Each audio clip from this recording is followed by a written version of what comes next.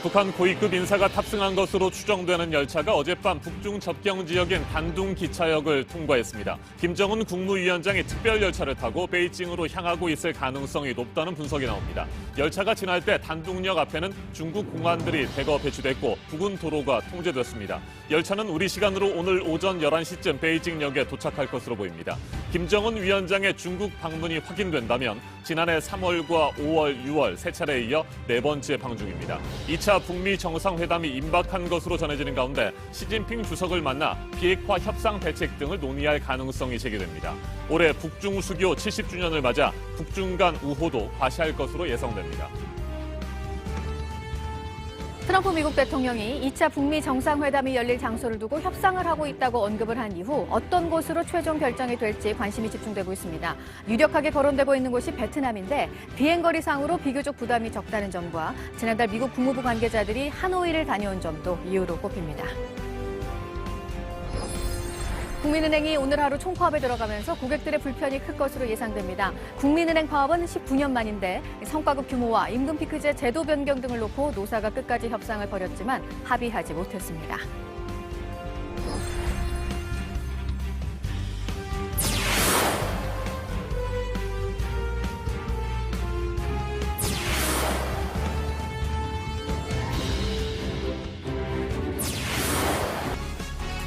북한 고위급 인사가 탑승한 것으로 추정되는 북한 열차가 어젯밤 북중 접경 지역인 단둥 기차역을 통과했습니다. 오늘 오전 11시쯤 베이징역에 도착할 것으로 예상되는 이 열차에 김정은 국무위원장이 타고 있을 가능성이 높은 것으로 보입니다. 단둥 지역을 지날 때 부근 도로가 통제됐고 중국 공안이 대거 배치되는 등 삼엄한 경호가 펼쳐졌습니다. 네, 최근에 트럼프 미국 대통령이 연일 2차 북미 정상회담 얘기를 하고 있는 상황이죠. 김정은 위원장이 중국에 간 게 맞는지 공식적으로 확인이 이제 돼야겠지만 만약 그렇다면 이번에도 북미 정상회담을 앞두고 중국 시진핑 주석을 찾아가서 의견을 조율하는 게 아니냐는 관측이 나오고 있습니다. 안태훈 기자가 보도합니다.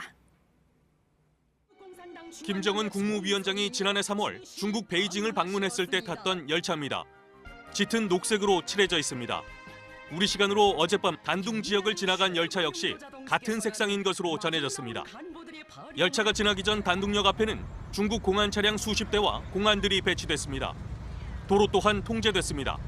2차 북미 정상회담이 임박한 가운데 북한 고위급 인사가 타는 특별 열차가 중국 땅을 밟은 것입니다. 특히 김정은 위원장은 지난해 세 차례나 중국을 방문했습니다. 남북 정상회담과 북미 정상회담을 전후한 시점이었습니다.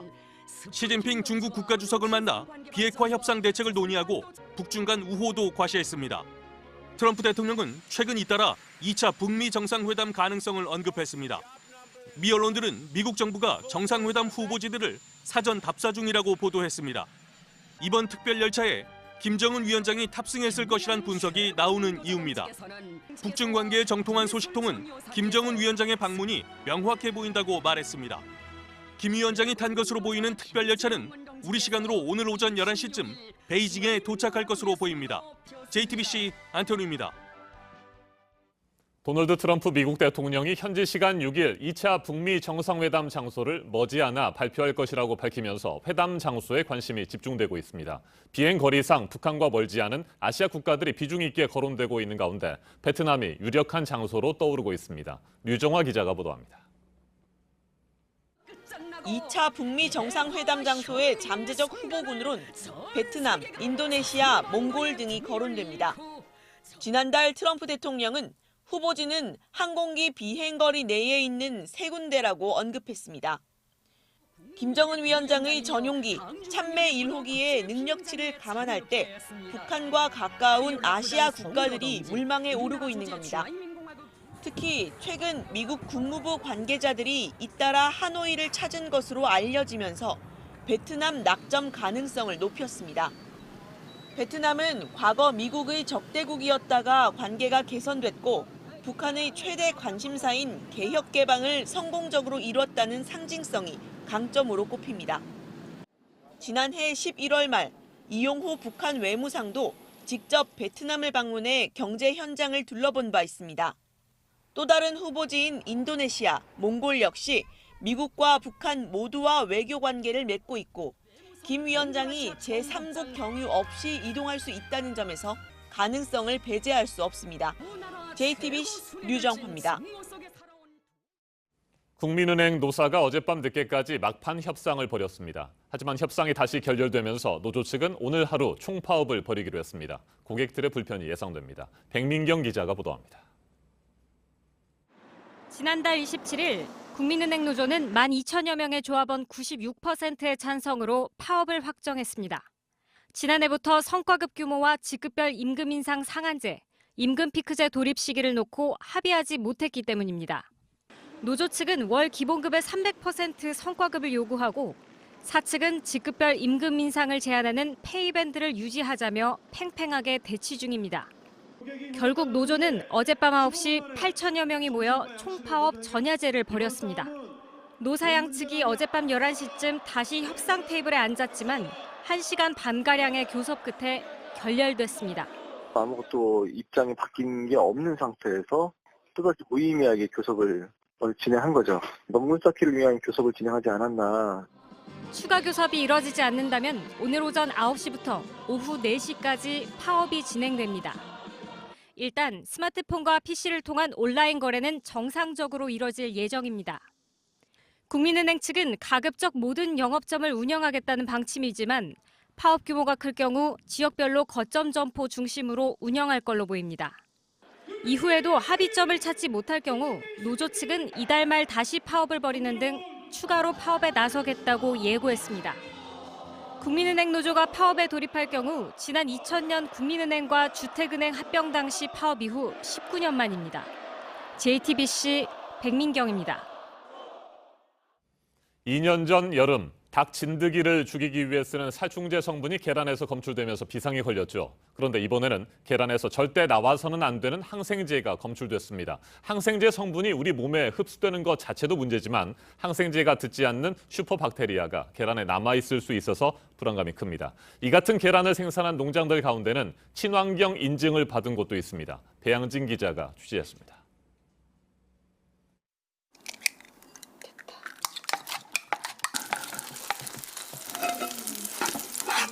한국인 한 사람이 한 해에 먹는 계란은 평균 248개입니다. 이틀에 한 개꼴로 먹는 셈인데 이렇게 흔히 먹는 계란에서 항생제가 나온 걸로 확인됐습니다. 지난해 9월 항생제 계란이 나온 경기도의 한 농장을 찾아가 봤습니다. 모래바닥에 닭들을 놓아 기르는 방사형 농장입니다. 친환경 인증을 받아 대형 마트에도 납품하고 있습니다. 하루 18,000개의 계란이 생산됩니다. 항생제가 든 계란이 언제부터 유통됐는지도 알 수 없습니다. 검출된 항생제는 엘로플록사신입니다. 호흡기부터 소화기까지 다양한 질병을 치료하는 데 쓰입니다. 항생제는 내성을 우려해 사람에게도 제한적으로 처방하는데 소비자들은 영문도 모른 채 이 성분을 먹게 된 겁니다. 더구나 이런 계란에는 항생제에 내성이 있는 세균이 남아있을 가능성도 있습니다. 이 때문에 2017년 5월부턴 알 낳는 닭에는 사용이 금지됐습니다. 그러나 농장에선 그해 12월에도 이 항생제를 사용했습니다. 사용을 금지하라는 얘기를 듣지를 못했어요. 산란 중에는 쓰지 말아야 된다는 정도로만 알고 있었던 거죠. 지난해 10월과 11월 다른 두 농장에서도 같은 성분이 검출됐습니다. 빵이나 과자, 생크림 등 다른 가공식품에도 이들 계란이 쓰였을 수 있습니다. 2년 전 살충제 계란 파동에 이어 먹거리 안전관리에 다시 구멍이 뚫렸다는 지적입니다. JTBC 배양진입니다. 지난 2012년에 아시아계 최초로 세계은행 총재가 됐습니다. 김용 총재가 다음 달 1일에 물러날 것이라고 밝혔습니다. 임기가 2021년까지라서 아직 3년이 더 남아 있는데요. 개발도상국 인프라 투자를 하는 민간 기업에 합류할 것이라고 말은 했는데 갑작스럽게 왜 사임을 하는 것인지 여러 얘기가 나오고 있습니다. 심재우 특파원입니다. 김용 세계은행 총재 사임 소식이 알려진 건 내부 통신망을 통해서입니다. 그는 극심한 빈곤을 종식시킨다는 사명에 헌신하는 열정적 사람들로 가득한 기관의 총재로 일한 것은 큰 영광이었다면서 2월 1일 세계은행 총재에서 물러나겠다고 밝혔습니다. 2016년 9월 연임에 성공해 첫 임기가 끝나는 2017년 7월 1일부터 5년 임기를 새롭게 시작, 앞으로 3년 5개월이나 남겨둔 상황에서 조기 사임을 발표한 것입니다. 그의 갑작스런 사임을 두고 도널드 트럼프 미국 대통령과 불화설이 나오고 있습니다. 버락 오바마 대통령 재임 시절 세계은행 총재로 선임됐고 이후 오바마 대통령의 전폭적인 지지를 등에 업고 연임에 성공했습니다. 힐러리 클린턴 민주당 대선 후보와도 친분이 두터웠던 것으로 전해집니다. 트럼프 대통령이 보기에는 김 총재가 민주당 쪽 인사에서 자신이 원하는 형태의 세계은행 개혁을 맡기기에는 부적절하다고 느낄 수 있습니다. 미국은 세계은행의 최대 지분을 갖고 있으며 세계은행이 설립된 지 72년 동안 미국인이 총재직을 맡아왔습니다. 한국계 미국인인 김 총재는 5살 때 미국으로 이민와 하버드대 의대를 졸업하고 세계보건기구 에이즈 국장과 다트머스대 총장을 지냈습니다. 김 총재는 세계은행 직원들에게 개발도상국 인프라 투자에 초점을 맞춘 민간 기업에 합류할 것이라고 향후 진로를 밝혔습니다. 세계은행은 다음 달 1일부터 크리스탈리나 게오르기에바 세계은행 최고 경영자가 임시로 총재 역할을 맡을 것이라고 밝혔습니다. 뉴욕에서 JTBC 김조호입니다. 독일과 오스트리아 알프스 지역에 지난 주말부터 엄청난 양의 눈이 내리고 있습니다. 때문에 갑작스럽게 눈사태가 곳곳에서 일어나면서 사람들이 목숨을 잃는 사고가 이어지고 있다고 하는데요. 주민들과 또 스키를 타러 온 관광객들이 고립이 돼 있는 곳도 있습니다. 조민준 기자입니다. 눈 쌓인 도로 난간에 트럭이 아슬아슬하게 걸쳐 있습니다. 공항은 내리는 눈으로 앞이 거의 보이지 않습니다. 독일 남부 지역에 지난주부터 약 50cm가량의 폭설이 쏟아졌습니다. 스키를 타던 20살 여성이 눈사태로 숨졌고 바이에른주는 이번 주 금요일까지 학교를 닫기로 했습니다. 지붕 위에서 한 시민이 쌓인 눈을 밀어내립니다. 도로에선 제설차가 연신 눈을 치워보지만 역부족입니다. 오스트리아에서도 지난 6일 스키를 타던 남성이 눈사태에 휩쓸려 숨졌습니다. 북부 지역에선 14,000여 가구가 폭설로 전기가 끊겼습니다. 일부 관광지에선 스키 관광객 100여 명이 고립되기도 했습니다. 당국은 산악 지역 주요 도로를 폐쇄했고 철도 일부 구간 운행을 중단했습니다. Ja, also es wurde jetzt gerade die Landesstraße zwischen Rautz und St. Christoph aufgrund der erhöhten Lawinengefahr gesperrt. Und wir können jetzt noch nicht sagen, wie lange diese Sperre aufrecht bleibt. 눈은 오는 10일까지 50에서 120cm가량 더 내릴 것으로 예보됐습니다. JTBC 조민주입니다.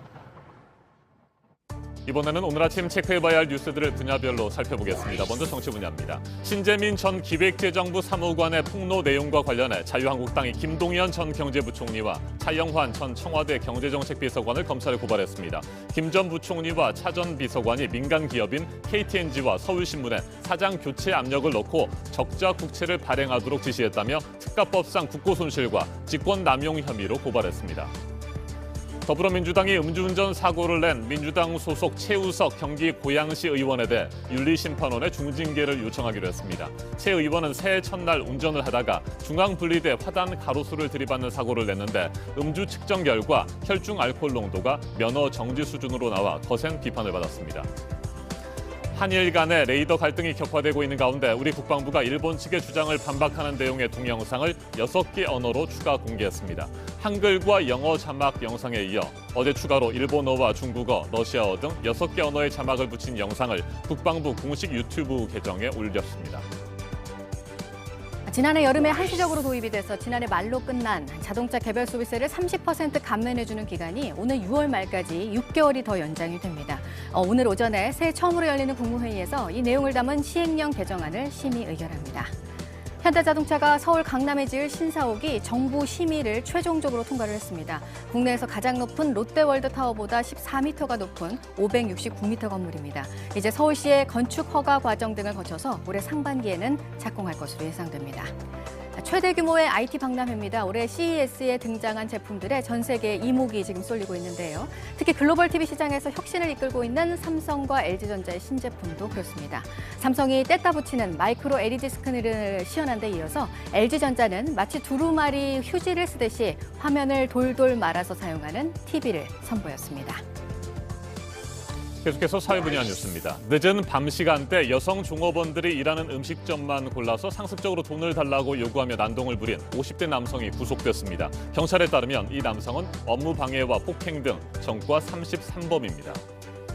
어제 오후 4시쯤 제주 비양도 인근 해상에서 70대 해녀 고모 씨가 물질 작업을 하던 도중에 숨졌습니다. 해경이 의식을 잃은 채 물 위에 떠 있던 고 씨를 발견해 병원으로 옮겼지만 끝내 목숨을 잃었습니다.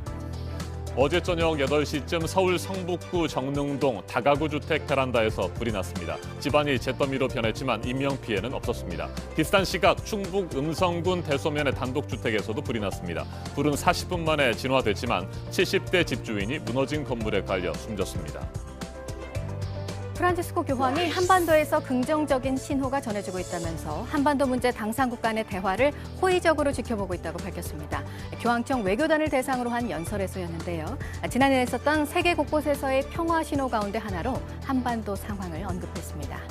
제43회 이상문학상 대상에 소설가 윤희영 씨의 중편 소설 그들의 첫 번째와 두 번째 고양이가 선정됐습니다. 섬세한 언어 감각과 인상적인 묘사로 주제를 치밀하게 서술했다는 평가를 받았습니다. 전남 신안군이 신안 출신의 민중작가 홍성담 씨와 미술관을 세우는 업무 협약을 맺었습니다. 내년 착공을 목표로 하고 있습니다. 홍 작가는 인권과 평화를 상징하는 동아시아의 대표 미술관이 되도록 하겠다고 밝혔습니다. 네, 청와대가 오늘 집권 2기 참모 인사를 발표합니다. 비서실장에는 노영민 주 중국 대사가, 정무수석에는 강기정 전 민주당 의원, 국민소통수석에는 윤도환 전 MBC 논설위원이 내정이 됐습니다. 내일 있을 문재인 대통령 신년 기자회견에 모레 있습니다. 새 참모진이 배석을 하고 대통령의 설명이 있을 것으로 보입니다. 설 연휴 다음 달 초에 시작이 됩니다. 오늘과 내일 2월 1일부터 7일까지의 열차표 예매를 하실 수 있습니다. 인터넷 예매는 조금 전부터 시작이 됐습니다. 오후 3시까지고요. 현장에서는 오전 9시부터 11시까지 표를 사실 수 있습니다. 설 연휴 동안 임시 항공편 예약 접수도 대한항공이 오늘부터 시작을 합니다. 김포에서 제주, 또 김포에서 부산 노선으로 6,740여 석이 임시로 공급이 됩니다. 지금까지 분야별로 오늘 눈여겨봐야 할 뉴스들 체크해드렸습니다. 이어서 날씨 정보 알려드립니다. 아침 하늘은 밝아오지만 미세먼지 때문에 답답합니다. 서울을 제외한 대부분 지역 공기질 나쁨에서 매우 나쁨 단계까지 올라 있는데요. 중부 곳곳은 오전까지, 남부지방은 낮까지 농도가 높을 것으로 보입니다. 낮보다 찬바람이 불어오면서 먼지는 해소되겠습니다. 이 차가운 공기 때문에 내일 아침에는 반짝 한파가 찾아오는데요. 서울과 대전이 영하 10도까지 떨어지는 등 중부 내륙을 중심으로 강추위가 예상되고 바람이 차서 체감온도는 더 낮겠습니다. 오늘은 오후부터 충남 서해안에, 밤부터 호남 지방과 제주에 눈이 날리는 곳이 있겠습니다. 호남 내륙에는 1cm 정도 조금 쌓이겠습니다. 낮 기온 평년 수준을 밑돌겠습니다. 서울과 인천이 0도, 청주 2도, 대구 5도, 광주가 6도가 되겠고요. 북한도 어제 최고 기온보다 낮은 기온 예상되면서 평양이 영하 3도에 그치겠습니다. 한파는 모레 목요일부터 바로 물러가겠지만 이른 아침에는 무척 춥고 쌀쌀합니다. 계속해서 옷차림 따뜻하게 하셔야겠습니다. 기상정보였습니다.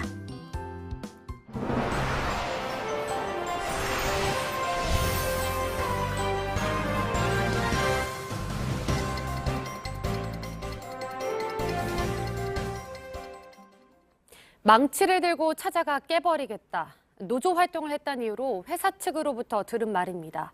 삼성 에버랜드 협력사에서 있었던 일인데요. 노조원은 공포 때문에 한때 휴직까지 했습니다. 검찰이 노조 방해 혐의로 이 업체의 인사 담당자를 재판에 넘겼습니다.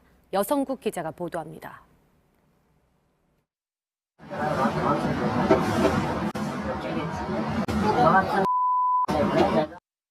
에버랜드 사파리월드의 버스 기사인 신승철 씨가 당한 협박입니다.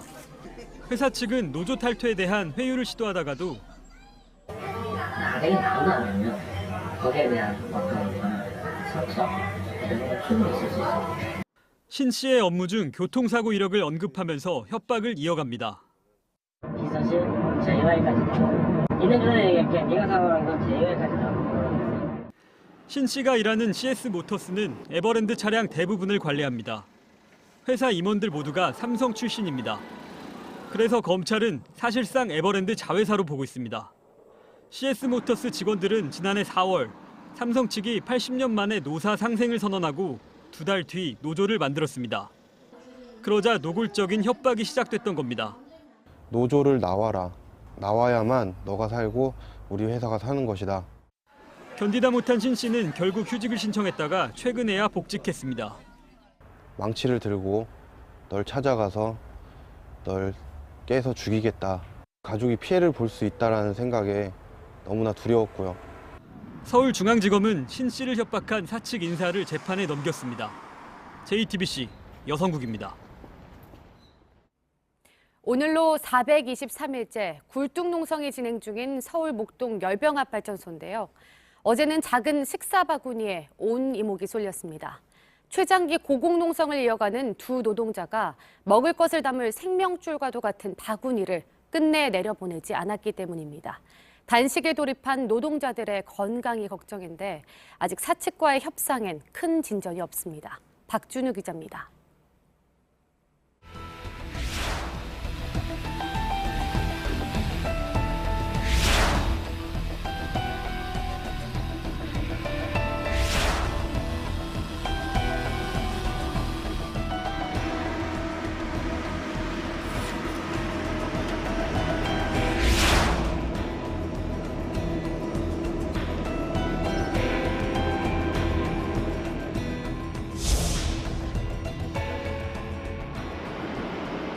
하지만 줄은 더 이상 내려오지 않았습니다.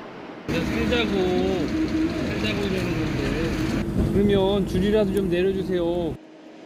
동료들은 눈물로 호소했습니다. 믿고 좀 단식하지 마시고 좀 기다려주세요. 저희가 더 잘할게요. 부탁드려요. 노동자 5명의 고용을 놓고 12월 말부터 1월 초까지 해를 넘긴 협상은 벌써 4차례나 결렬됐습니다.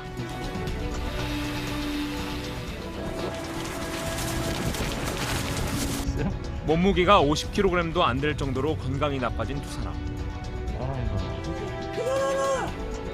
동료들은 이들이 하루빨리 굴뚝을 내려올 수 있도록 협상 타결 소식만을 기다리고 있습니다. JTBC 박준우입니다. 교육부가 초등학교 돌봄 교실을 대폭 확대하는 방안을 검토한다고 밝혔습니다. 아이를 맡길 곳이 마땅치 않기 때문인데요.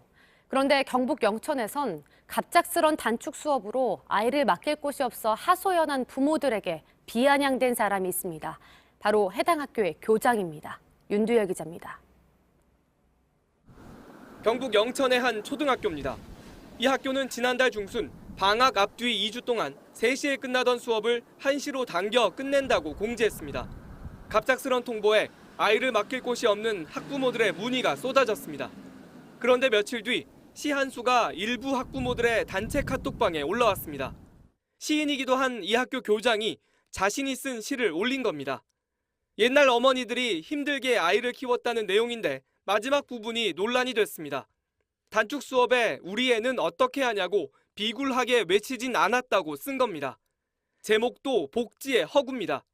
해명을 듣기 위해 교장을 만났지만 뭐가 문제인지 모르겠다는 답변이 돌아왔습니다.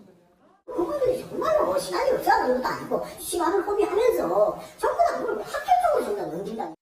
학부모들은 할 말을 잃었습니다. 단축 수업에 항의를 하는 엄마한테 비굴하다. 그거는 맞는 어휘는 아닌 것 같습니다. 아이를 맡길 데가 없어 애태우는 마음을 먼저 헤아려야 할 교장이 부모들의 걱정을 비굴한 외침으로 깎아내렸습니다. JTBC 윤두열입니다.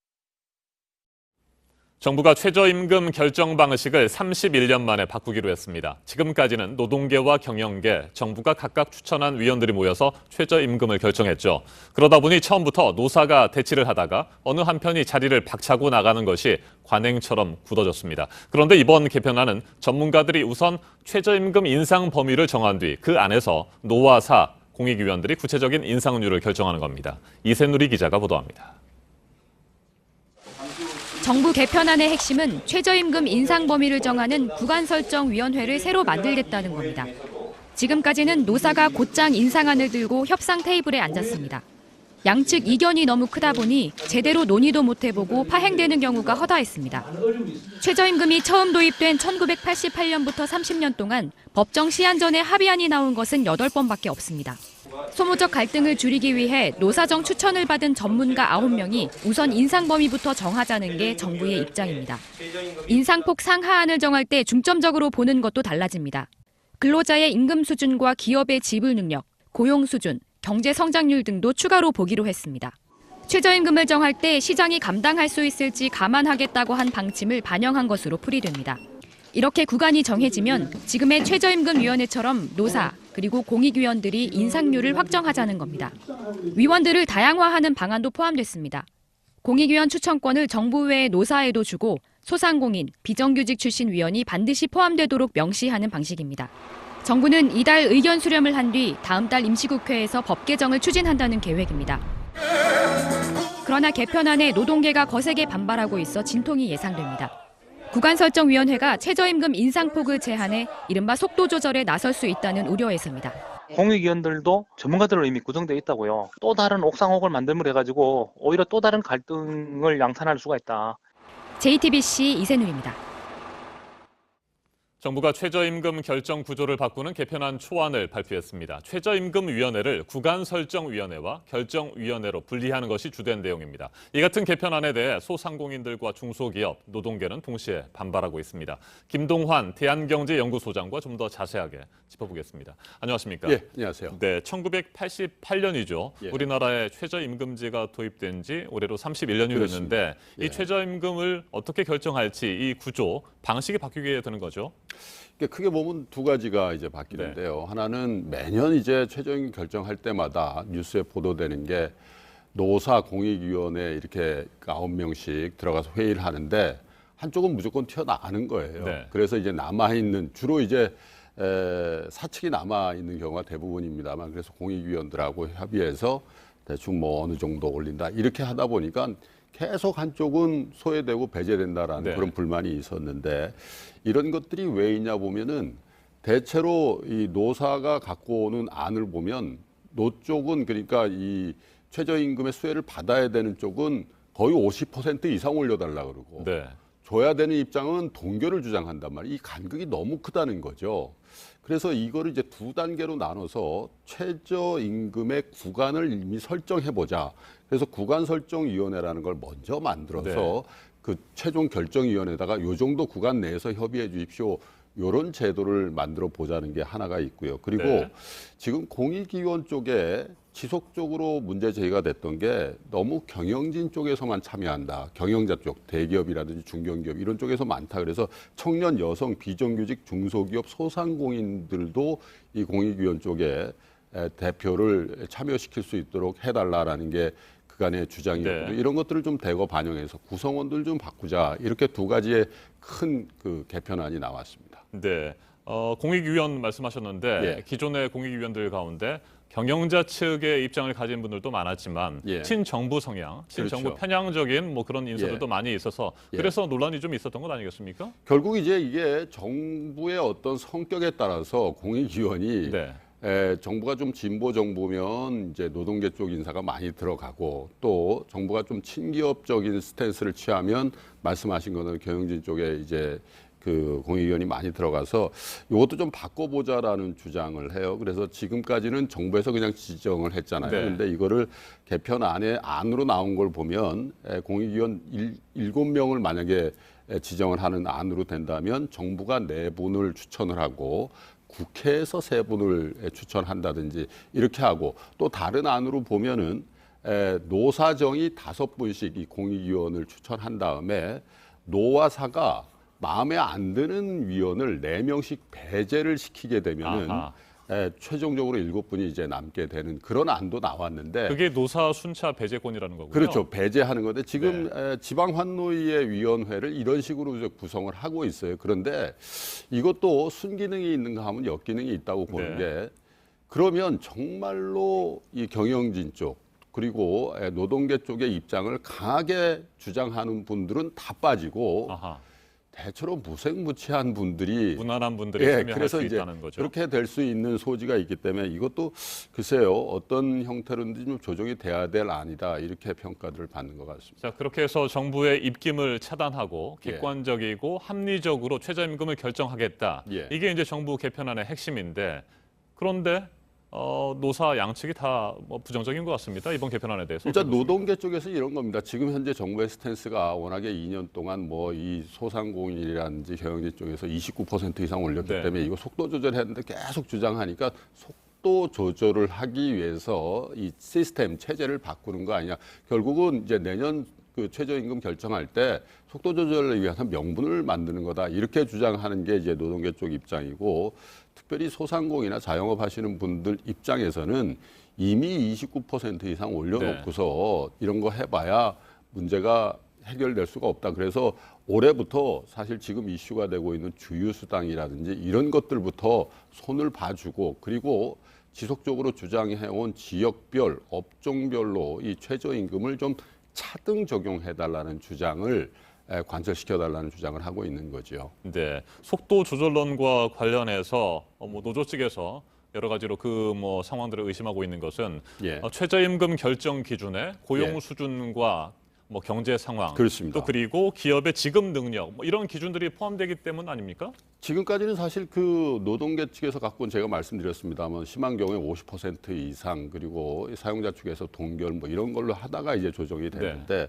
지금 이렇게 보니까 이 기준이 모호하다. 그래서 구간설정위원회에서는 말씀하신 것처럼 기업들의 지불 능력, 지금 이제 자영업자라든지 아니면 소상공인들이 이거 정말 이대로는 안 되겠다는 여론들이 많잖아요. 이제 그런 것들을 보고 그리고 또 한 가지는 우리의 그 경제 성장률이라는 게 어떻게 보면 큰 의미에서 지급 능력을 포함하는 개념이라고 보기 때문에 이런 경제 성장률이라든지 객관적인 경제 지표들을 좀 이 최저임금 구간설정위원회에서 많이 참고해서 1년 12달 계속 이걸 모니터링하면서 업데이트하겠다라는 건데 그거 자체가 그러면 경제 성장률이 지금 2%대 아니겠습니까? 그리고 자영업이라든지 소상공인의 지급 능력이라는 게 굉장히 많이 떨어져 있는 상황이기 때문에 그것 자체를 노동계의 입장에서 볼 때는 아 이건 속도 조절을 하더라도 심하게 할 가능성이 있는 거 아니냐 이렇게 의혹의 눈초리를 보낼 수밖에 없는 그런 상황이 되는 거죠. 네, 구간설정위원회를 9명의 전문가로 노사 추천을 받아서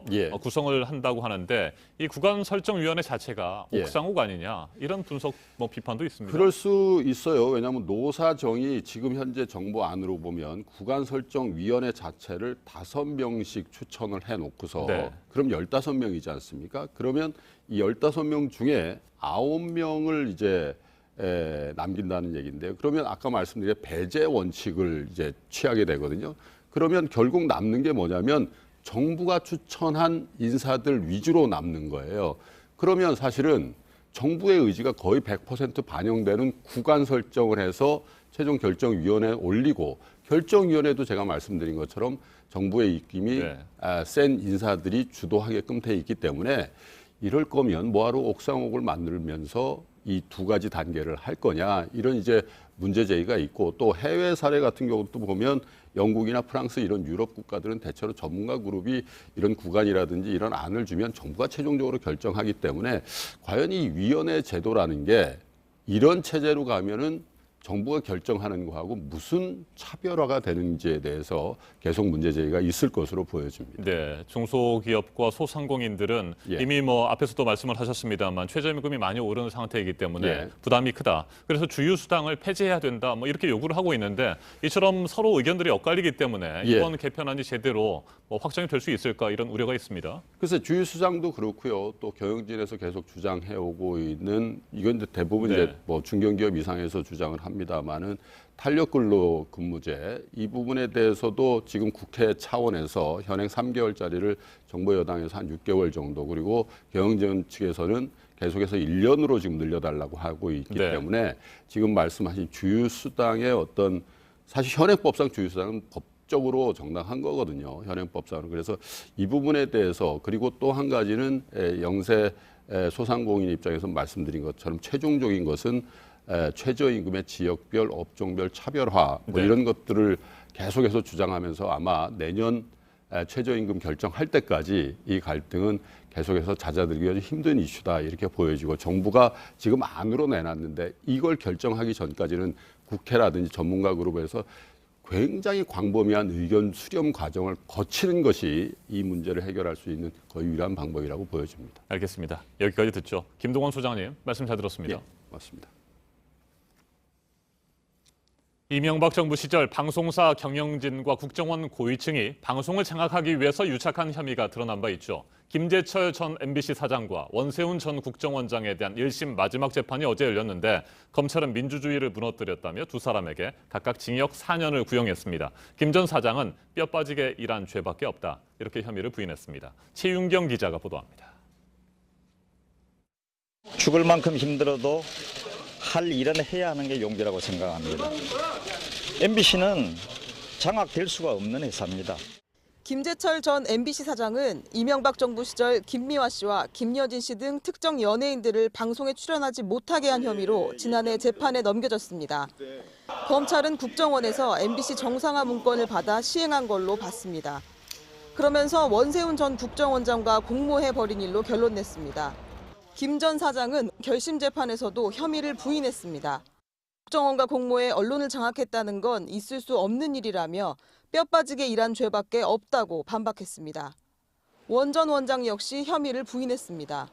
하지만 검찰은 방송인에게 재갈을 물리고 방송을 장악하려 해 대한민국 민주주의를 무너뜨렸다고 했습니다. 이어서 두 사람에게 각각 징역 4년과 자격정지 3년을 선고해달라고 요청했습니다. 이들에 대한 선고는 다음 달 15일에 이루어집니다. JTBC 최윤경입니다. 아동, 청소년에게 성범죄를 저질러서 법원에서 유죄 판결을 받은 목사들. 그런데 계속해서 목회 활동을 이어가고 있는 경우가 있습니다. 대부분이 교단으로부터는 어떤 징계도 받지 않은 것으로 드러났는데요. 결국 교회를 떠난 건 피해자들이었습니다. 먼저 박병현 기자입니다. 지난 6일 오전 경기도 성남의 한 교회입니다. 지하 1층 교육실에서 초등학생들의 성경 공부가 한창입니다. 재밌는 게임으로 아이들을 가르치는 사람은 교회 교육 목사 임모 씨입니다. 그런데 임 씨는 지난 2013년 1월 아동 강제추행 혐의로 징역 3년에 집행유예 5년을 선고받았습니다. 당시 임 씨는 한 교회 캠프에서 8살 여아에게 초콜릿을 주겠다고 지하 기도실로 유인해 문을 잠그고 강제추행했습니다. 임 씨는 지난해 7월부터 현재 교회에 다니고 있습니다. 교단에 이제 보고를 드렸고 그때 이제 담당하시는 이제 목사님께서도 젊은들 이제 취재가 들어간 후 지난달 교회 측도 해당 사실을 파악했지만 임 씨는 지금도 교육 목사로 활동하고 있습니다.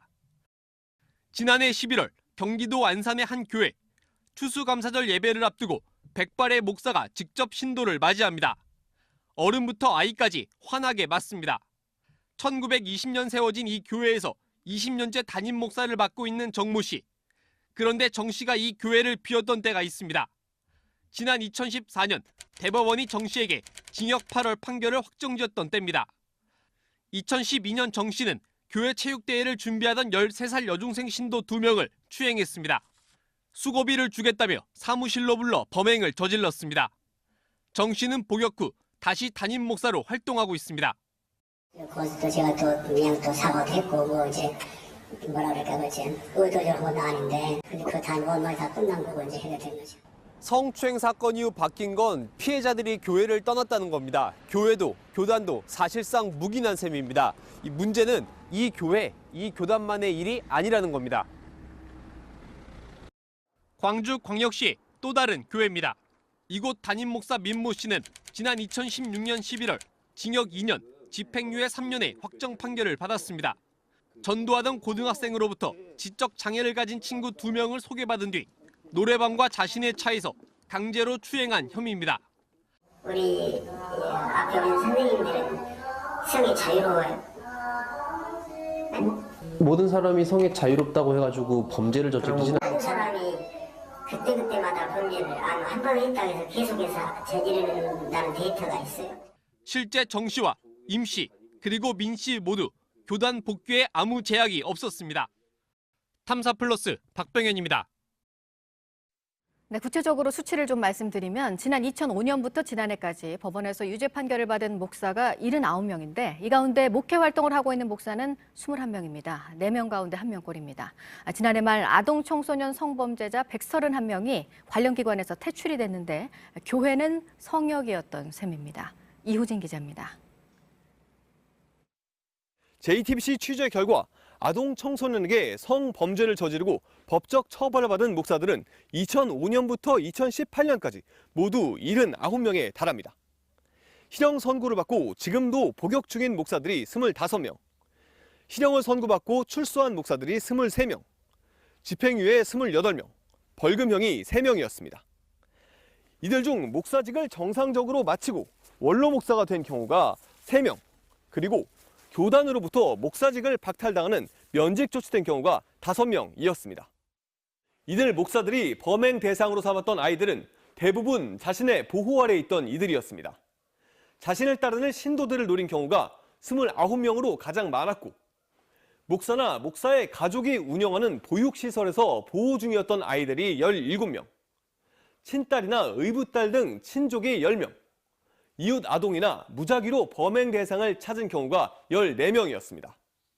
특히 지방자치단체나 지인이 목사에게 위탁한 아동 청소년을 성폭행하거나 성추행한 경우도 9명에 달했습니다. 이들은 의붓 아버지로부터 성폭행을 당하거나 가족을 잃고 친척집을 전전하던 그야말로 갈 곳이 없는 아동 청소년들이었는데요. 이들을 범행의 대상으로 삼았던 겁니다. 계속해서 최하은 기자입니다.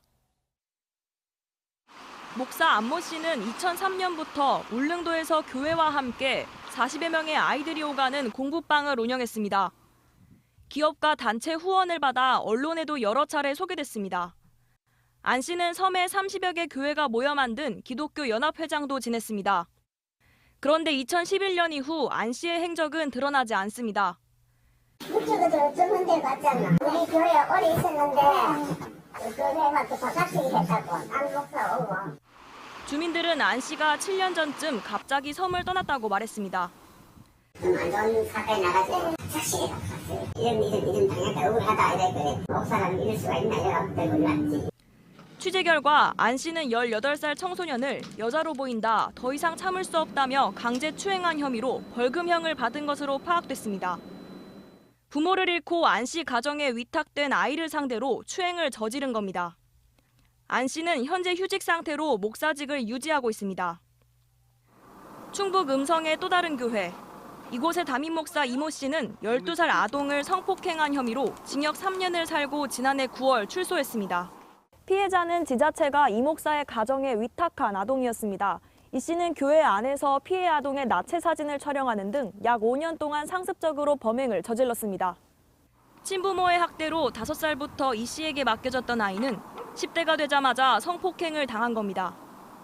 이 씨는 피해자가 용돈을 요구할 때 범행의 기회로 삼았습니다. 군청이 지급하는 양육수당도 매달 챙겼습니다. 지금도 이 씨는 목회 활동을 이어가고 있습니다.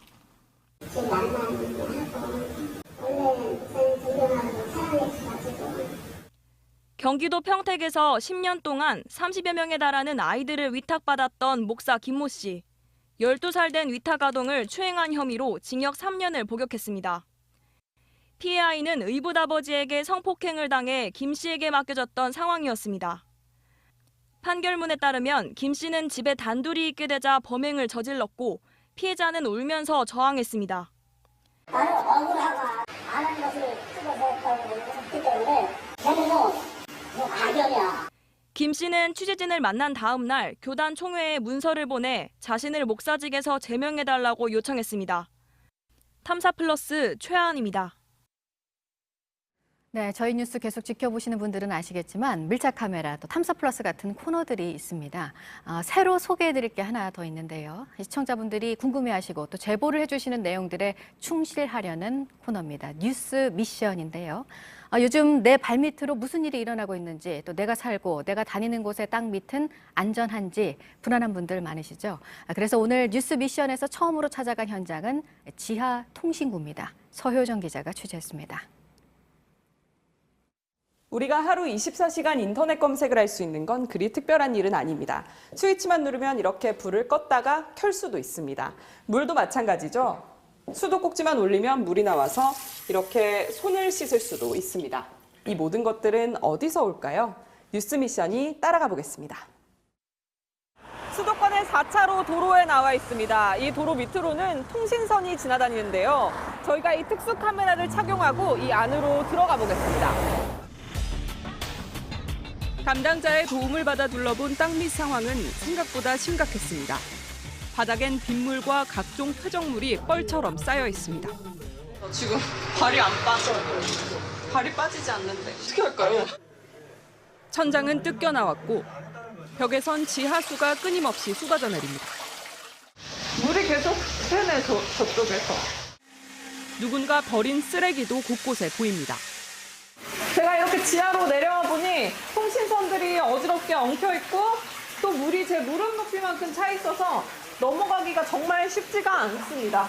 일부 통신선들은 이렇게 물속에 잠겨서 형체도 잘 보이지 않습니다. 고무관 안에 들어있는 건 인터넷을 연결하는 광 케이블입니다. 쇠로 된 상자 안엔 전화를 연결하는 동 케이블이 들어있습니다. 그런데 도로 위에서 차들이 지나갈 때마다 진동이 발생합니다. 이 진동 때문에 통신선이 원래 자리를 벗어나 늘어져 있는 겁니다. 혹시라도 꺾이거나 끊어지면 주변 통신이 마비될 수 있습니다. 조심. 이런 통신구가 이곳 하나뿐인지 다른 곳도 비슷한지 대대적인 점검이 필요해 보입니다. 또 다른 지하 세계를 찾아 나선 뉴스미션 취재팀. 지어진 지 50년가량 된 서울의 하수관 안에 들어갔습니다. 들어가자마자 역한 냄새가 코를 찌릅니다. 구정물에서 나오는 황화수소 가스입니다. 곳곳엔 부식된 흔적도 보입니다. 많이 노후가 돼가지고 이쪽으로는 이제 왔다 갔다 안 하고요. 지난번 경기도 고양시 백성역에서도 낡은 온수관이 파열돼 구두 수성공의 목숨을 앗아간 바 있습니다. 이런 지하 시설물을 한눈에 보고 관리할 수는 없는 걸까? 정부는 새로 조성하는 도심엔 땅 밑에 공동구라는 걸 만들었습니다. 각종 배관이 지나가는 그 위로 화재 경보기와 CCTV도 달았습니다. 문제는 이런 곳이 서울에 7곳뿐이라는 겁니다. 전국으로 따져봐도 얼마 되지 않습니다.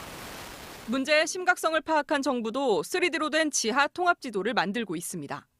배관들의 깊이와 폭, 규모까지 한눈에 확인할 수 있습니다. 하지만 아직 초기 단계입니다. 지도가 구축된 곳은 서울과 부산, 수도권 일부 도시에 불과합니다. 낡은 인프라로 불안감이 커지는 1기 신도시는 손도 못 댔습니다. 시청자 여러분, 저희가 고발한 땅밑 세계를 어떻게 보셨나요? 뭐가 어떻게 묻혀 있는지, 잘 관리는 되고 있는지 속속들이 알아야 제2의 제3의 사고를 막을 수 있습니다. 부르면 달려갑니다. 뉴스미션 서유정입니다.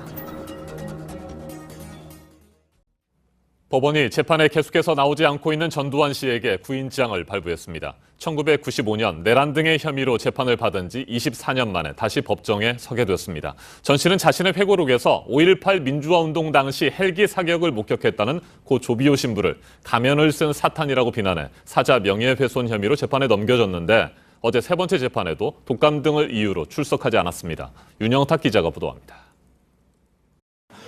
또 연세가 많으신 어르신이기 때문에 고열 때문에 식사도 못 하시고 기력을. 전두환 씨는 독감에 걸렸다고 했습니다. 때문에 재판은 끝내 열리지 못했습니다. 피고인이 법정에 나와야 진행할 수 있는 형사 재판은 그렇게 8개월째 시작도 못하고 있습니다. 전 씨는 5.18 때 계엄군의 헬기 사격을 증언한 고 조비오 신부를 원색적인 말로 비난했습니다. 그렇게 회고록에선 당당했습니다. 그러나 사자 명예훼손으로 기소되자 납득하기 어려운 핑계를 대며 피하는 모습입니다. 지난해 8월로 잡힌 첫 재판에선 알츠하이머 진단을 받았다며 안 나왔습니다. 10월로 연기했더니 이번엔 서울에서 재판받게 해달라며 버텼습니다. 광주에선 공정한 재판이 어렵다는 이유를 댔지만 대법원마저 외면했습니다. 2차 재판을 앞두고서는 신경쇠약을 이유로 연기를 신청했다 거부당했고 결국 독감을 핑계로 나타나지 않았습니다. 변호인 측은 다음 재판은 꼭 나올 거라고 다짐했습니다. 강제로 끌려 나오는 듯한 모습은 피하기 위한 걸로 보입니다. 하지만 법원은 믿지 못하겠다며 결국 강제로 법정에 세우는 절차를 시작했습니다. 24년 전 골목 성명을 내고 검찰의 소환 요구를 거부했다. 고향에서 검찰에 체포된 바 있는 전 씨. 다음 재판은 3월 11일, 이제 2달 남았습니다. JTBC 윤영탁입니다. 광주 시민들은 전두환 씨가 어제 재판에도 출석하지 않자 분통을 터뜨렸습니다. 더 이상 재판을 지연시키지 말고 광주에 와서 사죄하고 온 국민에게 용서를 빌라고 촉구했습니다. 정진명 기자가 보도합니다. 법정 밖에서 기다리던 시민들이 전두환 씨의 사진이 인쇄된 현수막을 짓밟습니다. 청년들은 전 씨를 강제 구인하라고 적힌 종이 비행기를 날립니다.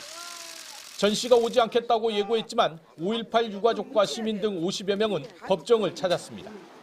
하지만 결국 끝내 전 씨가 모습을 드러내지 않자 시민들은 법정 안팎에서 분노했습니다. 광주 시민들한테 와서 잘못하고 사죄를 해도 그거 들어줄까 말까 하니. 기자회견과 규탄 성명 발표도 이어졌습니다. 광주 시민 김하나는 전두환을 처벌하라! 전 씨가 민주주의의 아버지라는 이순자 씨의 망언에 대해 사죄를 촉구했습니다. 전 씨에게 용서를 구할 수 있는 마지막 기회라며 재판 출석을 촉구했습니다. 비겁하게 도망다니지 말고 떳떳하게 법정에 서서 진위를 가려봅시다. 결국 재판부가 구인장을 발부하자 시민들은 환영했습니다. 2달 뒤 전 씨가 법정에 서는 모습을 꼭 보겠다고 다짐하는 시민들도 많았습니다. JTBC 정지명입니다. 전두환 씨는 내란죄로 유죄를 선고받은 뒤 사면됐죠. 현행법상 규정이 명확하지 않아서 전 씨가 사망할 경우 국립묘지에 안장될 수도 있습니다. 하지만 우리 국민 10명 가운데 6명꼴로 전 씨의 국립묘지 안장을 반대하는 것으로 나타났습니다. 오선민 기자입니다. 국립현충원에 그 자리가 있잖아요, 이미지가. 불법적인 행동도 많았기 때문에 그런 걸 다 참고해서 국민 60% 이상이 전두환 씨의 국립묘지 안장에 반대한다는 조사 결과가 나왔습니다. 법 개정을 해서라도 막아야 한다는 의견입니다. 대구, 경북을 포함한 모든 지역에서 반대 여론이 우세했습니다. 모든 대통령이 그쪽에 붙어 있으니까 맞다고 생각합니다. 특별 사면됐으니 허용해야 한다는 답변은 26.8%에 그쳤습니다. 법으로 문제가 있다면 문제고 없다 그러면 문제 없을 것 같아요. 국립묘지에 관한 법률에 따르면 금고 이상형을 받은 사람은 국립묘지에 묻힐 수 없습니다. 다만 사면 복권을 받은 경우에 대해선 별도의 규정이 없습니다. 내란죄로 무기징역을 선고받았다가 사면된 전 씨도 현행법상 국립묘지 안장이 가능한 겁니다. 법보다는 윤리적인 게 먼저 아닐까요? 사면되더라도 국립묘지에 안장하지 못하도록 하는 법안이 2017년에 발의됐지만 국회는 시간만 끌고 있습니다. JTBC 오선민입니다. 해외 연수를 떠난 경북 예천군 의원들이 술에 취해서 가이드를 폭행하고 또 여성 접대부까지 요구했다는 의혹이 나오면서 파장이 커지고 있습니다. 모두 9명입니다. 해외 연수 명목으로 6,100만 원의 세금을 썼습니다. 먼저 노진호 기자입니다. 지난 4일 경북 예천군의회 사무실 앞 취재진은 이른바 막장 해외 연수로 무리를 빚은 의원들을 만나러 갔습니다. 그러자 의장이 막아섭니다. 한 1시간만 좀 기다려 주십시오. 네, 죄송합니다. 이미 2시간을 기다려. 잠시 후 군의회 의장과 부의장이 90도로 머리를 숙여 사과합니다. 자숙하면서 새로운 마음과 지난달 말 예천군 의원 9명은 단기 해외 연수를 떠났습니다. 자유한국당 소속이 7명, 무소속이 2명입니다. 행선지는 미국 워싱턴과 캐나다 토론토 등. 하지만 공식 일정 3개를 제외하면 나이아가라 폭포 등 모두 관광입니다. 캐나다 토론토에서는 음주 추태도 벌어집니다. 술에 취한 박종철 부의장이 가이드에게 주먹을 휘두른 겁니다. 현지 가이드는 의원들이 수시로 여성 접대부가 나오는 술집에 가자고 요구했다고 말했습니다. 청와대 홈페이지에는 이들의 사퇴를 요구하는 청원이 줄을 이었습니다. 정치권에서도 비판이 잇따랐습니다. 나라망신, 국제망신, 전원 의원직에서 물러나라고 일제히 비판했습니다. 시민단체도 예천군 의회에 몰려갔습니다. 적폐 모두 깨끗이 씻어내라! 씻어내라! 예천군 의회 왜 국민 분노하게 하느냐! 가이드를 폭행한 박종철 예천군의회 부의장은 자유한국당을 탈당했습니다. 의원직은 그대로 유지한 채입니다. 무리를 빚은 의원 9명 중 7명이 소속된 자유한국당은 공식 입장을 내지 않았습니다. 이들이 해외 연수 명목으로 쓴 세금은 6,100만 원입니다. JTBC 노진호입니다. 네, 이건 우리가 낸 세금으로 해외 출장을 갔는데 관광만 했다는 걸 넘어서는 사안이죠. 해외에서의 이런 추태, 비판이 커지고 있는데요. 이뿐만 아니라 최근에 지방의원들 갑질 또 음주운전 등으로 잇따라 구설에 올랐었습니다. 정종문 기자가 전해드립니다. 지난해 9월 공주시 의회 박석순 의원이 눈물을 흘립니다. 공주시와 동료의 물질 진정 진심으로 송구스럽게 생각하면서 배우자로서 가정에 도움을 주겠다는 소심적인 생각을 갖게 되었고, 박 의원은 자신의 명함 뒷면에 남편 자동차 공업사 광고를 넣었습니다. 박 의원은 공천 당시 상품권을 돌린 혐의로 기소된 상태입니다. 지난해 7월 양천구 의회에선 몸싸움이 오갔습니다. 카메라가 녹화를 하는데도 아랑곳하지 않습니다. 여성 의원을 향해 주먹질을 하거나 의사봉 대신 주먹으로 개회를 선언합니다. 결국 검찰이 수사에 나섰습니다. 2017년엔 이른바 레밍 논란이 일었습니다. 큰 물난리 속 외유 논란이 일자 김학철 당시 충북도의원은 국민을 들쥐의 일종인 레밍에 빗댄 겁니다. 굉장히 많이 좀 편집이 되어진 좀 억울한 그런 기사입니다. 새해 첫날엔 고양시의회 최우석 의원이 면허 정지 수준으로 취한 상태로 운전대를 잡았다가 사고를 냈습니다. 음주운전 처벌을 강화하는 윤창호법이 시행 보름도 지나지 않아서입니다. 광역기초의원이 필요하냐는 목소리는 다시 커지고 있습니다. 행정안전부에 따르면 전국의 광역의원들의 지난해 평균 연봉은 5,743만 원이었고 기초의원은 3,858만 원이었습니다. JTBC 정종문입니다. 네, 오늘 밀착 카메라는 쓰레기가 돼서 방치가 돼 있는 내 개인정보를 담아봤습니다. 환자 이름이 적혀있는 엑스레이 사진, 또 회사에 넣었던 이력서 등이 그대로 버려져 있는 곳들, 박민규 기자가 취재했습니다. 지난주 저희에게 제보 한 통이 들어왔습니다. 병원에서 찍은 엑스레이 사진이 환자 이름과 함께 무단으로 방치돼 있다는 내용이었습니다. 이곳이 바로 그 현장이라고 합니다. 직접 확인해 보겠습니다. 한 폐기물 업체가 창고로 쓰던 컨테이너입니다. 물건을 안 찾아가서 제가 열어봤더니만 그 필름지가 폐기가 돼 있더라고요. 봉투 더미에서 나오는 건 다름 아닌 엑스레이 필름. 전신 사진에 환자 이름이 쓰여 있습니다. 동봉 서류에는 나이와 성별, 판독 소견도 담겼습니다. 모두 개인 의료 정보입니다. 봉투를 보면요, 이쪽에 대구, 부산, 울산, 그리고 전북, 김제 이렇게 전국 곳곳에서 온 것들입니다. 찍은 날짜를 보니까 2015년 것도 있는데요. 원래 의료법상 이 방사선 사진은 5년 이상 보존해야 합니다. 해당 폐기물을 관리하는 업체를 찾아가 봤습니다. 엑스레이 필름 수거 전문이라 홍보하고 있지만 등록된 사무실 주소는 일반 주택입니다. 직원도 대표 1명입니다. 아니 저거 이제 바빠갖고 못 갖고 치워야 되는데 안 치워갖고. 촬영 5년이 되지 않은 필름은 스캔 작업을 위해 가져온 것이고 남은 필름은 나중에 폐기할 거라고 해명합니다. 이걸 한 5년, 10년 가지고 계셔도 되는 거예요? 예, 아무 상관없습니다. 폐기할 때는 폐기했다고 적정 장소에 그렇게 했다고 하면 돼요. 실제 엑스레이 필름은 일반 폐기물로 분류돼 폐기 절차에 대한 규정이 없습니다. 업자들이 처리를 해주면 우리가 신경 쓰고 있습니다. 다들 신경 썼어야 됩니다. 앉아서 보니까 이름하고 뭐 나이하고 이런 게 들어있으니까. 민감한 개인정보가 담겼지만 병원의 관리 감독도 제대로 이루어지지 않고 있습니다.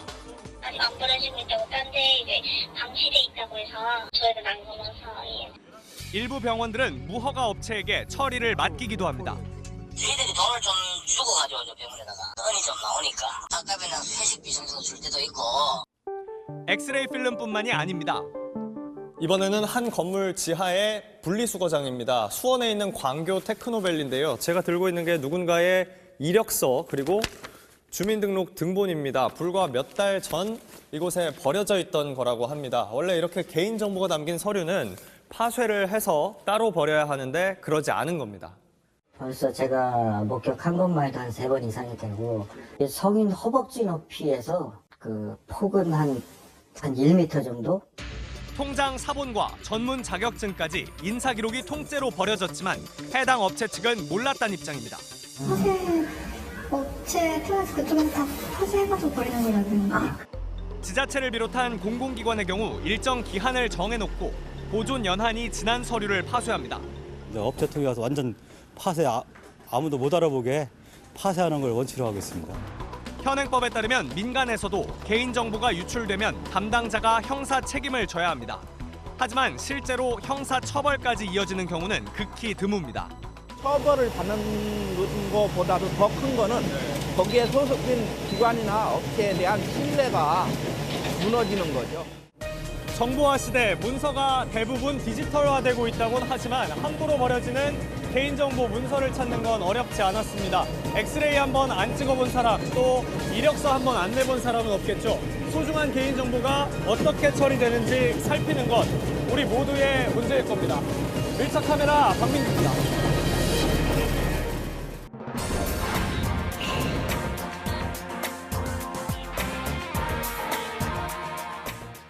네, 오늘 아침에 관심이 집중되고 있는 소식입니다. 중국으로 간 열차에 북한 김정은 위원장이 과연 타고 있는 게 맞는지 주목되고요.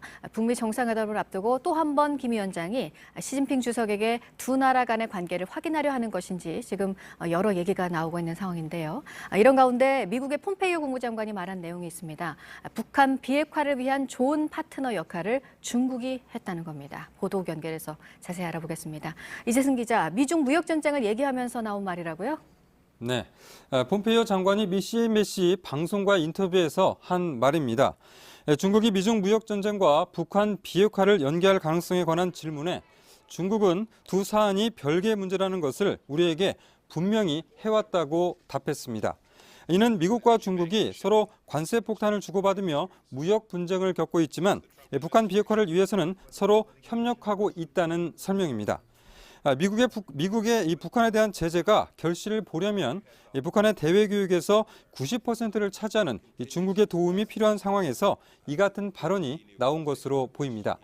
특히 김정은이 타고 있는 것으로 추정되는 북한의 특별 열차가 오늘 오전에 베이징에 도착할 것으로 예상되는 상황에서 폼페이오 이 같은 발언이 나와서 더욱더 주목되고 있습니다. 다음은 뉴욕 증시가 크게 상승 마감했다는 소식입니다. 다우존스 지수는 장 초반부터 상승을 이어가서 100포인트 가깝게 오른 채 장을 끝냈습니다. 스탠더드 푸어스 지수와 나스닥도 일제히 올랐습니다. 어제부터 중국 베이징에서 열린 미중 무역 협상 소식이 호재가 됐는데요. 전문가들은 그러나 이 중국의 첨단 기술 육성 정책을 완전히 포기하기가 힘들고 또 미국은 시간은 자기 편이라고 생각한다는 점에서 협상의 조기 타결은 쉽지 않을 것으로 조심스럽게 전망하고 있습니다. 네, 그리고 새해 시작하면서 전해드렸던 소식이었는데 러시아의 한 아파트가 무너져 내렸고 이 안에서 이제 36시간 만에 11개월 된 아이가 기적적으로 구조가 됐다는 소식이었습니다. 다행히도 회복이 잘 되고 있다고요? 네, 그 11개월 된 아기의 이름은 바냐입니다. 바냐가 입원해 있는 병원 측은 입원 당시에는 스스로 숨을 쉴 수도 없고 먹지도 못하는 등 많은 문제가 있었지만 이제 주변 사람들에게 반응을 보이고 또 침을 삼키고 인공호흡기도 뗐다고 설명했습니다. 바냐는 아파트 붕괴 사고 이틀째인 지난 1일에 무너진 건물 잔해에서 구조대에 의해 기적적으로 구조됐습니다.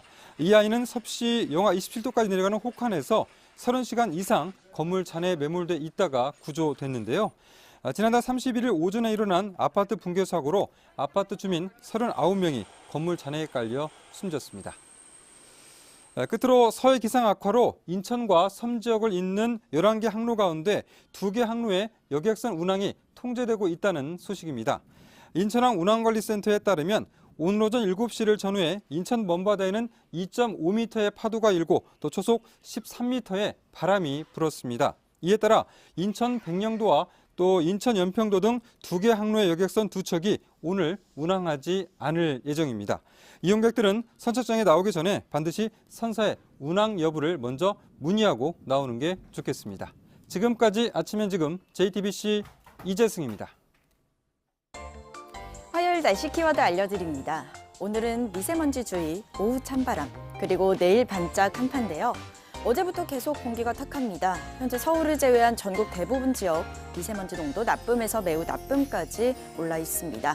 다행히 오후부터 찬바람이 불어오면서 해소되겠지만 이 때문에 내일 반짝 한파가 찾아옵니다.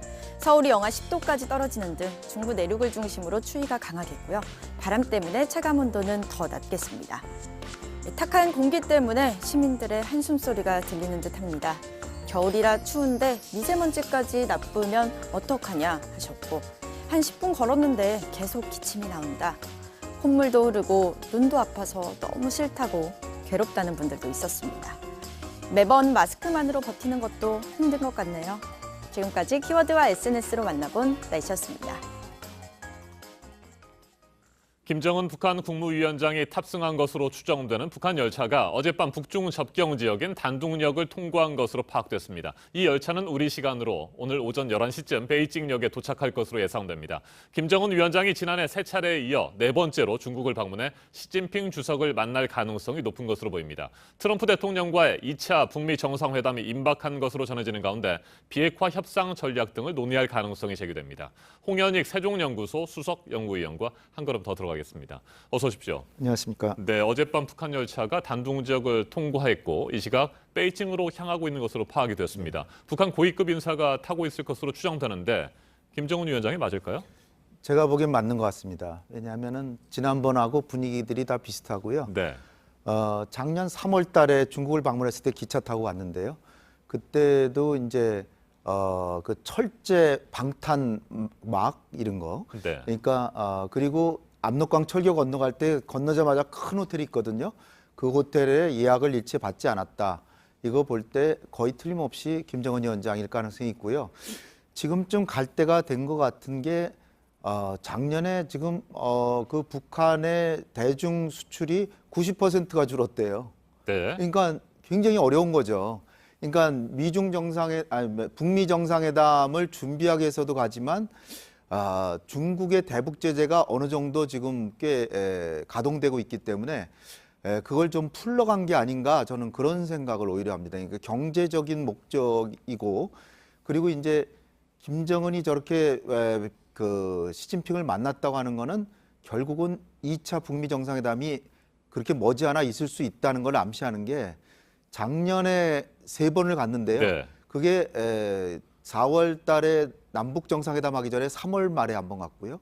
그다음에 남북 정상회담 하고 나서 5월 7, 8일 날 갔고요. 그 김정은 위원장 돌아와서 바로 폼페이오를 맞았어요. 네. 그리고 한 달 있다가 북미 정상회담 하고 그다음에 일주일 만에 또 중국을 갔거든요.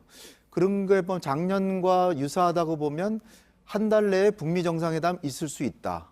이렇게 추정해 볼 수도 있는 거죠. 네, 방금 들어온 소식인데요. 북한 방송이 김정은 위원장의 방중을 확인했다는 보도가 있고요.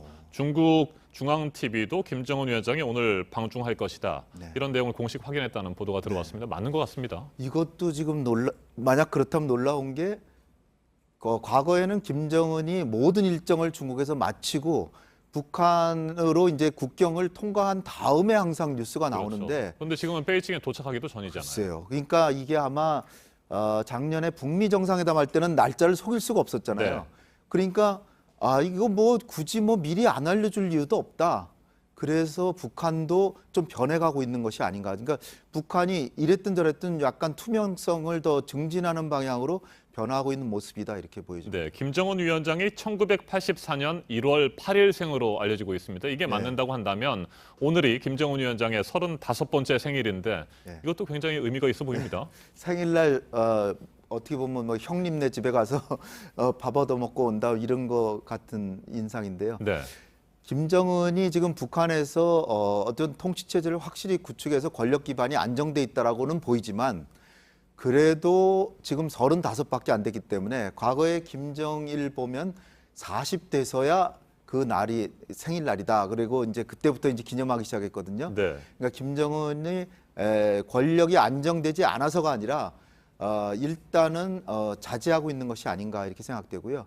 아마 한 4, 5년 지나면 그때부터는 아마 국경일로 정해가지고 아마 하지 않을까 이렇게 생각이 됩니다. 네, 트럼프 대통령과의 2차 북미 정상회담이 임박한 것으로 보입니다. 트럼프 대통령이 관련해서 뭐 여러 가지 얘기들을 하고 있고 2차 북미 정상회담 장소를 현재 뭐 확인하고 있고 현장에서 조사를 하고 있는 모양인데 정말 임박한 상황에서 중국을 방문했습니다. 시진핑 주석을 만나서 어떤 얘기들을 하게 될까요? 무엇보다 지금 좀 상당히 좀 경제가 좀 지금 많이 발전해야 되는데 좀 어려워졌습니다. 이거 우리가 이런 사이가 아닌데 조금 그 작년에 3차 정상회담 할 때는 우리가 한 참모부다라는 얘기를 썼어요. 그러니까 사실 북중 동맹은 거의 사문화됐다라고 봤는데 한 참모부다는 얘기는 한미동맹이나 비슷하다는 그런 얘기인데 그거는 놀라운 얘기거든요. 그런데 왜 이렇게 제재를 심하게 하느냐? 일단 그 얘기를 할 것 같고요. 그다음에 신년사에서 구도를 쫙 깔아놨어요. 이를테면 종전선언을 하는데도 중국도 참여해야 된다는 식으로 얘기를 하면서 네. 평화체제 구축을 위한 다자회담, 그 중국이 참여해야 된다는 걸 강력하게 암시해요. 김정은 위원장이 1월 1일 신년사에서 밝힌 내용입니다. 그렇죠. 신년사에서 그렇게 얘기했고요. 그다음에 이제 중국이 듣기에 굉장히 듣기 좋은 게 한미연합훈련 중단하라. 네. 그다음에 전략자산 한국에 반입하는 거 하지 마라. 이렇게 했는데 이게 다 중국이 다 바라는 것들이거든요. 그렇다면 시진핑 주석이 역시 우리는 한편이구나라는 걸 다시 확인했을 테고 그러면은 북한에 대한 제재를 하여튼 비공식적으로라도 조금 풀어줘서 그러면 김정은이 훨씬 더 마음의 여유를 가지고 트럼프 대통령 만날 수 있고 네. 그리고 이제 김정은은 자기가 장인 비핵화로 가려고 하는데 미국이 너무 상응 조치를 안 한다. 따라서 시진핑 주석이 조금 미국하고 그 채널을 통해 가지고 제재를 조금 완화해줘서 적어도 남북 경협 정도는 풀어준다면 우리가 성이 보이겠다.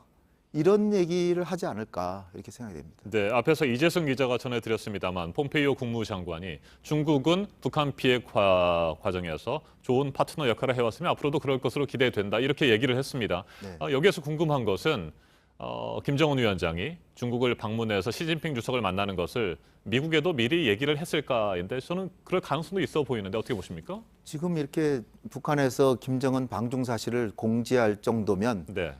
미리 얘기하지 않았을 가능성이 별로 없죠. 사실 어떤 채널을 통해서든지 중국 좀 갔다 오겠다라고 얘기했을 가능성이 있고요. 미국 측에 전달됐을 거라는 겁니다. 우리 정부는 지금 알고 있었다는 얘기를 일부러 그렇게 모른 척 하는지는 모르지만 우리 정부는 당연히 알고 있었어야 될 것 같은데 네. 어쨌든 그렇고요. 폼페이오 장관이 지금 그 미중 간의 무역 전쟁하고 있잖아요. 근데 지금 베이징에서 협상하고 있습니다. 거기 뭐 류호 부총리가 또 참석해가지고 조금 전망이 좋다. 그래서 미국 증시도 굉장히 올랐는데 미국의 입장에서 보면은 사실 김정은의 방중이 그렇게 달갑지는 않지만 그래서 이제 그거 중국의 태도를 어느 정도 통제하기 위해서 중국이 무역 전쟁과 이 핵 문제는 전혀 다르다는 거를 입증해 왔다. 따라서 북핵 문제는 협력할 것으로 보인다라고 이렇게 못을 박아 놓은 거죠. 그러면서 저 폼페이오 장관은 오늘 저 중동으로 떠납니다. 네. 그러니까 어떻게 보면 주무장관이 중동으로 가서 한 15일까지 가 있기 때문에 바로 이렇게 북미 정상회담이 뭐 바로 발표되고 뭐 그러지는 않겠지만 그러나 이제 장소 선정 같은 게 구체화되고 있는 거 보니까 일단 하는 걸 설정해 놓고 그 다음에 고위급 회담을 할지도 모른다 이런 생각이 들죠. 알겠습니다. 네. 여기까지 듣겠습니다. 홍현익 위원님 말씀 잘 들었습니다. 네, 감사합니다.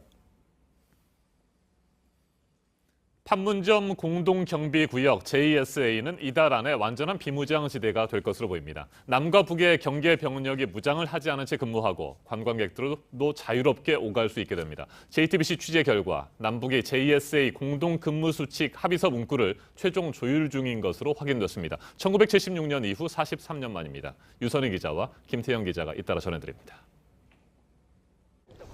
군 관계자는 JSA 공동근무수칙 합의서 문구를 최종 마무리하고 있다고 밝혔습니다. 합의서엔 공동근무 방식과 충돌 방지책, 민간인 방문 시 안전보장 방안 등이 포함됩니다.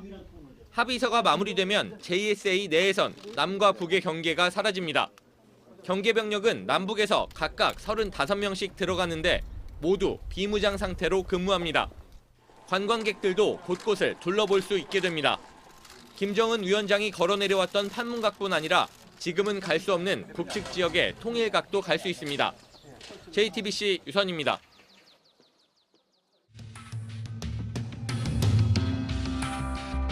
(1973년) 군사정전위원회 건물 앞입니다. 안에서 남북회담이 진행 중인데 이 북한 병사들도 안쪽 상황이 궁금한지 이렇게 들여다보고 있습니다. 제 앞쪽엔 남한 병사가 경계 근무를 서고 있습니다. 그런데 이 사진 끝쪽에 미군 병사의 위치가 낯섭니다. 군사 분계선에서 거의 한 10m 정도 거의 뒤쪽으로, 이북 쪽으로, 판문각에 가까운 쪽으로 가 있는 거죠. 경계선이 없으니까 판문점에 있는 전 구역은 서로가 아무 곳이라도 다닐 수 있게끔. 이번엔 판문점 북측 구역으로 가보겠습니다. 같은 해 적십자 회담이 열렸던 다른 날의 판문각 앞입니다. 남한 병사가 서 있고 그 옆으로 북한 적십자 안내원들이 무언가 들고 이동 중입니다. 당시 어떤 상황이었는지 사진 속 주인공에게 물어봤습니다. 음료수를 들고 자유집에서 회담을 하니까 그 회담하는 곳에 갖다 주기 위해서 오고 있는 중입니다. 군인뿐 아니라 민간인도 자유왕래가 가능했던 시절입니다. 그리고 지난 43년간 베를린 장벽보다 더 높게 느껴졌던 이 5cm의 경계석은 이제 누구의 허락도 받지 않고 이렇게 넘나들 수 있게 됩니다. JTBC 김태영입니다.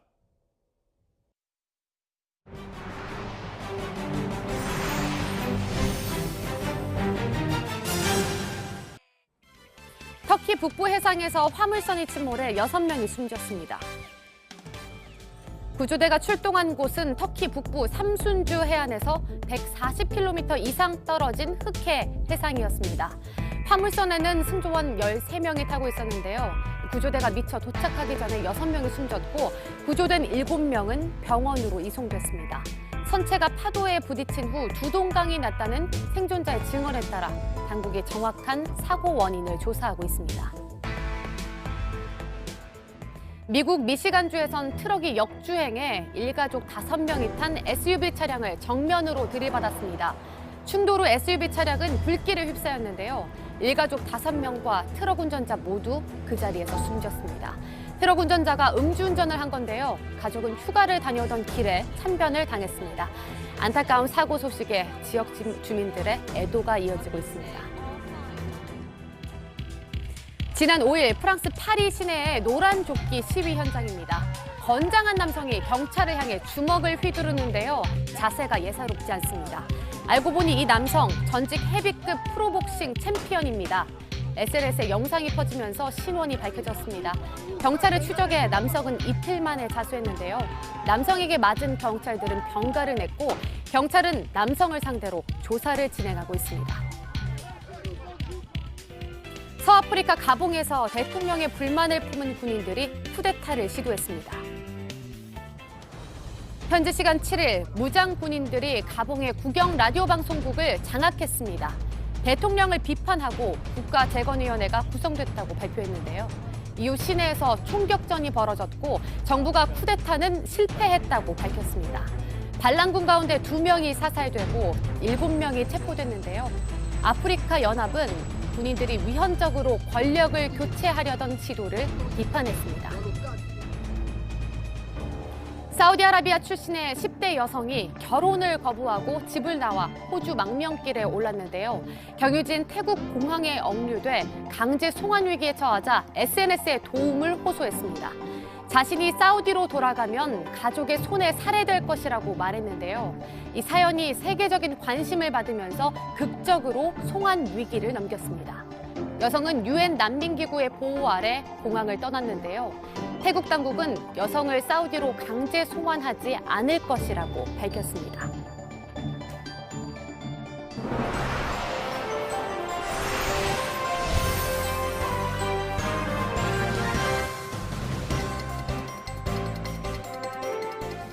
화요일 아침 8시 20분 지나고 있습니다. 100년 전 1919년 3.1운동이 있기 전에 도화선이 됐었던 28 독립선언이 있었습니다.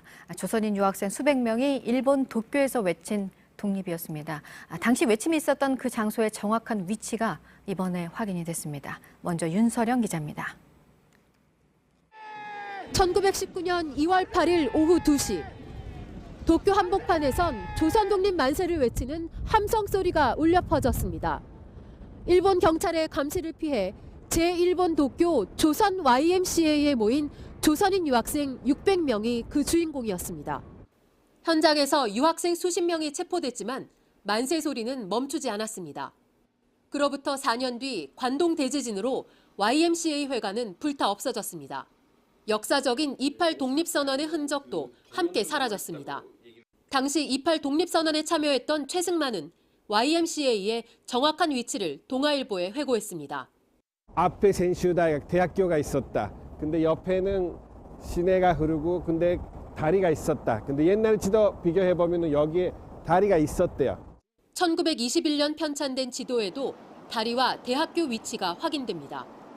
제 옆으로 보이는 곳이 1919년 2월 8일 도쿄 유학생들이 독립선언서를 발표했던 YMCA가 있었던 자리입니다. 이쪽 방향으로 출입문이 나 있었고 240제곱미터 규모의 2층짜리 건물이었습니다. 하지만 지금은 마사루 상회라는 세탁업소가 자리하고 있는데요. 28 독립선언터였다는 표식 하나 없이 방치되어 있습니다.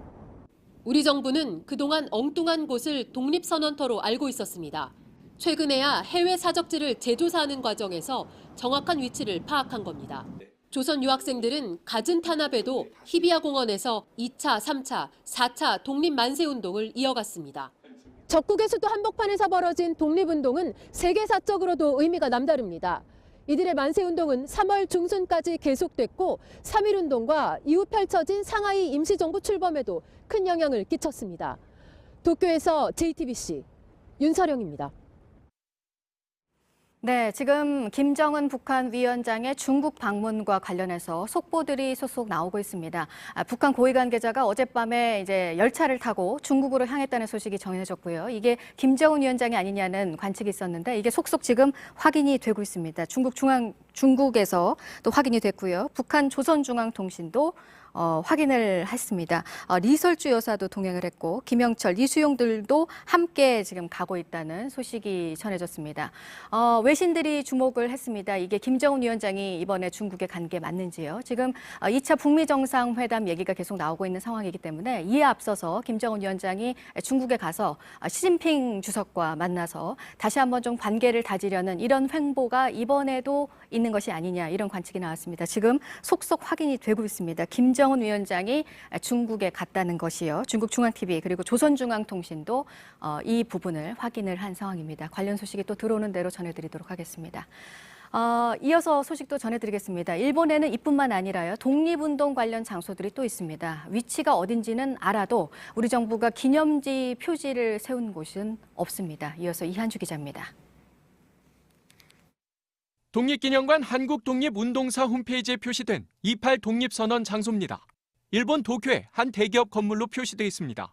이곳은 28 독립선언이 이뤄진 당시 YMCA 터가 아닌 엉뚱한 곳입니다. 정부는 2009년과 2015년 두 차례 현지 조사를 벌였습니다. 당시 실제 장소를 파악하지 못했습니다. 국가보훈처 소속 독립기념관 측은 조사단이 정확한 주소를 확인하지 못했다고 밝혔습니다. 해당 지역에서 재개발로 조사가 제대로 이루어지지 않았다고도 했습니다. 현재 도쿄 YMCA에 28 독립선언 관련 자료실이 있습니다. YMCA가 자체적으로 관리하는 곳이라 턱없이 부실한 상황입니다. 독립기념관 수장고에 있는 원본을 받지 못해 복사본만 진열돼 있습니다. 벽 곳곳은 얼룩져 있고 기념비도 정부 지원 없이 YMCA가 자체적으로 세웠습니다. 특히 일본에 있는 다른 독립운동과 관련된 사적지에는 우리 정부가 세운 기념지 표지는 한 곳도 없습니다. 조사가 주로 중국에 집중돼 왔기 때문입니다. 정부는 뒤늦게 지난해 10월 28 독립선언 100주년 기념위원회를 출범시켰습니다. JTBC 이한주입니다. 남자 골프 세계 랭킹 1위의 주인이 올해 처음 발표된 순위에서 바뀌었습니다. 미국 프로골프 협회에 따르면 세계 랭킹에서 지난주 2위였던 잉글랜드의 저스틴 로즈가 랭킹 포인트 9.4583점을 기록해 미국의 브룩스 캡카를 2위로 밀어내고 1위의 이름을 올렸습니다. 한국 선수 중에는 안병훈이 52위로 가장 높은 순위에 자리했습니다. 남자 프로배구 대한항공이 우리카드의 역전승을 거두며 선두를 탈환했습니다. 대한항공은 어제 인천에서 열린 홈경기에서 풀세트 접전 끝에 우리카드를 세트스코어 3대2로 눌렀습니다. 대한항공의 주포 가스파리니는 29점을 올려 승리를 이끌었습니다. 22점을 올린 대한항공 정지석은 2경기 연속 트리플 크라운을 기록했습니다. 승점 2점을 추가한 대한항공은 현대캐피탈을 제치고 다시 1위로 올라섰습니다.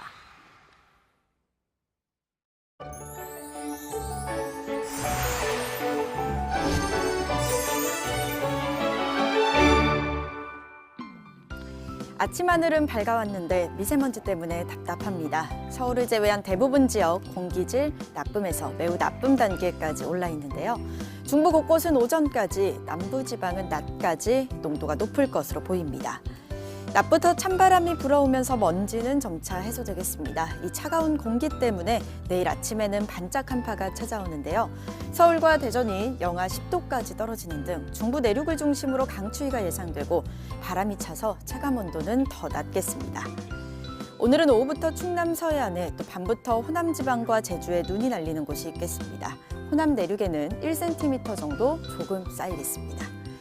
낮 기온은 평년 수준을 밑돌겠습니다. 서울과 인천이 0도, 전주 4도, 대구가 5도로 예상되고요.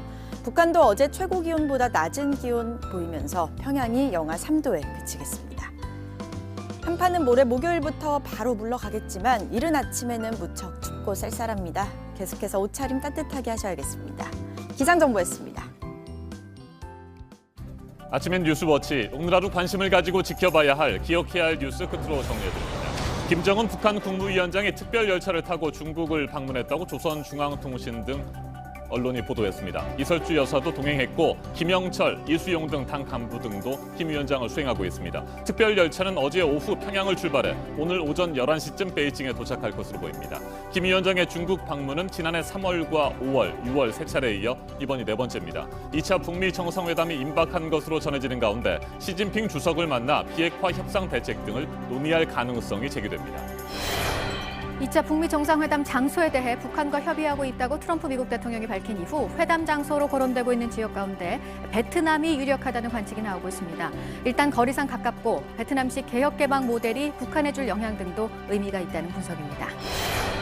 문재인 대통령이 오늘 청와대 2기 참모진을 발표합니다. 새 대통령 비서실장에는 노영민 주중대사가, 정무수석에는 강기정 전 의원이, 국민소통수석에는 윤도한 전 MBC 논설위원이 내정됐습니다. 전국의 지점수가 가장 많은 KB국민은행이 오늘 파업에 들어가면서 오늘 하루 고객들의 불편이 예상되고 있습니다. 노사가 성과급과 임금 피크제 시행 방안 등을 놓고 끝까지 협상을 벌였지만 합의점을 찾지 못했습니다. 오늘 전해드릴 소식은 여기까지입니다. 이상으로 JTBC 뉴스 아침엔 화요일 순서 모두 마치겠습니다. 건강한 하루 보내시기 바랍니다. 고맙습니다.